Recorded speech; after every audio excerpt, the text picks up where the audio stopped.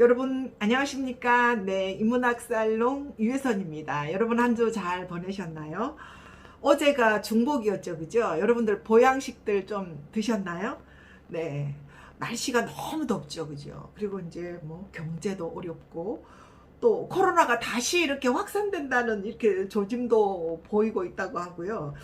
이 뭔가 산다는 것이 왜 이렇게 무기력해지고 내지는 또 무감각해지는 것 같아요, 이제. 그런 날들인데요. 이럴 때일수록 정신 바짝 차리고요. 예, 건강 잘 챙기시고 힘을 내야 될 것 같습니다. 제가 이제 인문학 살롱 TV를 진행을 하면서 이런 어떤 주변의 골칫거리 이런 거에서 좀 탈피를 할 수 있는, 그래서 힐링과 휴식을 주는 그런 주제로 인문학 살롱을 좀 진행을 해보고 싶다라는 생각을 가지고 있는데요. 그래서 이제 주제가 주로 이제 음악이나 그 다음에 이제 그림, 건강, 지난주에는 이제 건강에 대해서 이야기를 좀 했고, 그리고 다양한 분야의 이런 이야기들, 예술 분야 이야기들을 주로 이렇게 하고 싶은데요.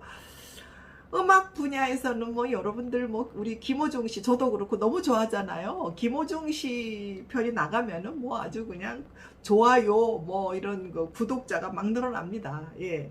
클래식이면 클래식, 뭐 트로트면 트로트, 팝송이면 팝송. 김호중 가수는 모든 영역에서 정말 탁월한 그런 어떤 그 역량을 가지고 있는데요. 예, 제가 산책할 때도 많이 듣고, 또 요즘 뭐 제대를 해서 방송에서도 자주 볼 수 있어서 너무 좋습니다. 예. 그리고 이제 그림에서는 요즘 그 앙리 마티스 전시를 많이 그 보러 가던데요. 예, 제가 작년이 아니죠? 올 봄이었나요? 예. 초봄에 예술의 전당에서 이제 앙리 마티스 전시를 보고 이제 제가 유튜브에 올린 적이 있는데요. 이 앙리 마티스를 우리는 색채 마술사, 사랑과 행복의 화가라고 이제 이렇게 이야기를 하는데요. 이제 그는 그렇게 이야기하죠. 사랑이 없이는 아무것도 이룰 수가 없다. 사랑은 열정이고 존재 이유다라고 이제 이렇게 이야기를 합니다. 그래서 우리는 앙리 마티스를 행복을 그리는 화가라고 이렇게 이야기하면서 굉장히 이제 좋아들 합니다. 대부분의 사람들이 참 앙리 마티스를 좋아하는데요. 근데 그의 인생을 보면 그렇게 행복하지만은 않은 인생을 보냈습니다. 예. 원래는 이제 그래도 좀 그 부유한 집에서 변호사라는 직업을 갖고 있었는데, 우연히 이제 맹장염에 걸려서 이제 엄마가 입원해 있는 그 병원에 그림 도구 지루하니까 그림이나 그려라 하고 이제 갖다 줬는데, 이게 너무 재밌는 거예요. 거기서부터 이제 화가로서의 어떤 새로운 삶의 계기가 이제 시작이 됐는데요. 마티스는 그림으로 그 시대의 많은 사람들에게 좀 희망을 주고 싶다. 막 전쟁 중이었고 나치 뭐 히틀러 뭐 이런 시절이었잖아요, 그죠? 그리고 이제 부인과 딸이 레지스탕스로 고문을 당하다가 사망을 했다는 소리를 듣습니다. 이제 얼마나 기가 막히겠어요, 그죠? 그리고 이제 그 스트레스 때문에 자신은 대장암, 십이지장암 뭐 이런 거에 걸려서요. 그 수술 후유증으로 이렇게 손이 이렇게 굳어가지고요. 붓을 잡지 못할, 예, 그림을 이제 그릴 수도 없는 그런 상태가 왔을 때도 그런 포기하지 않고 꿋꿋이 예, 이렇게 이제 가위를 가지고 이제 자신의 작품 세계를 개척해 나가는 그런 대단한 화가이기도 합니다. 예. 요즘 앙리 마티스 작품들이요, 뭐 전시에서도 뿐만 아니라 초콜릿, 그 다음에 파리바게뜨 빵집 뭐 이런 데서도 볼 수 있고, 예. 그 다음에 핸드폰 케이스로도 이제 찬성이 되고요. 그 테마가 이거예요. 사랑에 빠진 심장이라는 이런 이제 테마로 해가지고, 또 이제 책으로 사람의 마음을 사로잡는 심리학 51가지라는 뭐 책으로 메인 테마로 이렇게 사용을 하면서 그만큼 우리 생활 가까이에 이 앙리 마티스가 이렇게 와 있다는 것을 참 즐거운 일이 아닌가 하는 생각이 듭니다. 저는 사랑에 빠진 심장, 우리가 이제 심장이 뜨거워야 된다고 이야기를 하잖아요, 그죠? 이게 사랑에 빠진 심장을 불어로 꾀흐 다모 에브리라고 이제 이렇게 이야기를 한다고 합니다. 꾀흐, 이거는 이제 마음, 심장이라는 뜻이고요. 아무후 이거는 사랑, 그 다음에 에브리는 불타는, 아주 그냥 반한, 빠진 이런 의미가 있다고 합니다. 그래서 이제 사랑에 빠진 심장이라고 하는데요.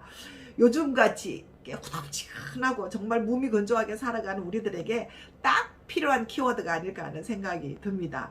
여러분들 심장은 잘 뛰고 있나요? 예.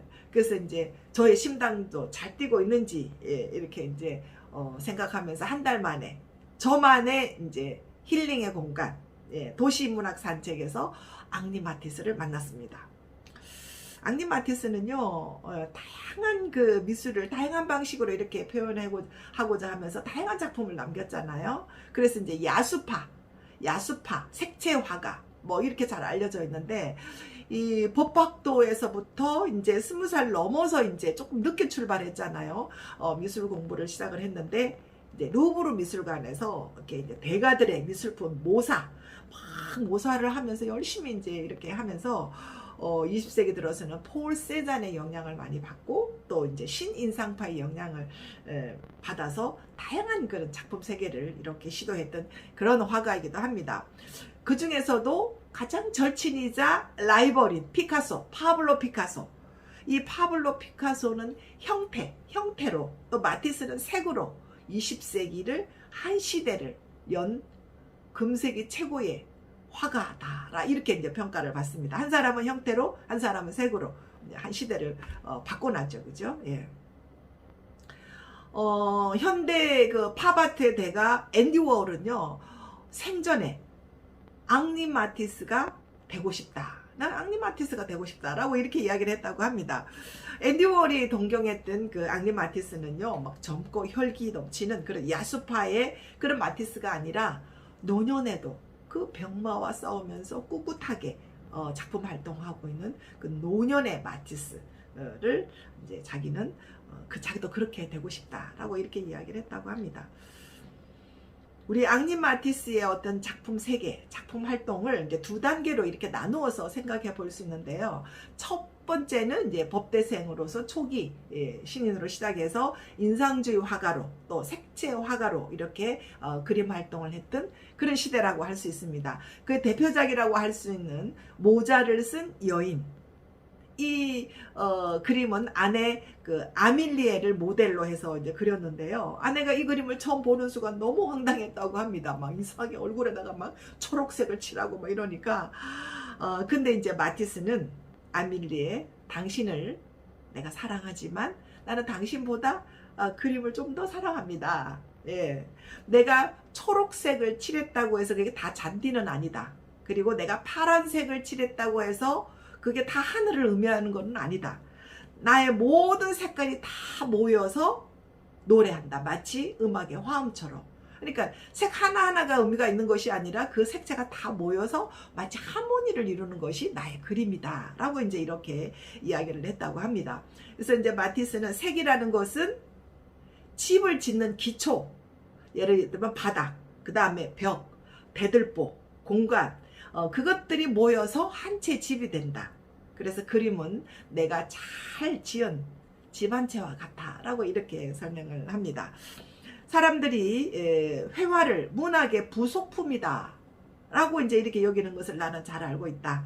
하지만 그들은 회화가 특정한 문학적 사고를 표현해 주었으면, 회화가 어떤 문학적인 어떤 표현을 해 주었으면 하고 기대를 하지만, 회화 그 자체로 그냥 봐야 된다 라고 이렇게 이야기를 합니다. 색은 그 자체로, 스토리가 아니라 색 자체로 이렇게 이해를 해야 된다라고 이제 앙리 마티스가 이야기를 하고 있습니다. 그다음에 이제 두 번째 시대에는요, 이제 앉아서 그림을 그리기 힘든 시기, 70대쯤 되니까요, 이제 조수가 이제 그 리디아라고 오랫동안 그의 곁을 지키면서 처음에는 이제 알바로 시작을 해서 이제 뮤즈가 되고 연인이 되고 앙리 마티스가 이제 돌아갈 때까지, 사망할 때까지 그 데치다크를 다 했던 그런 여인이죠. 조수이면서 뮤즈이죠, 그죠?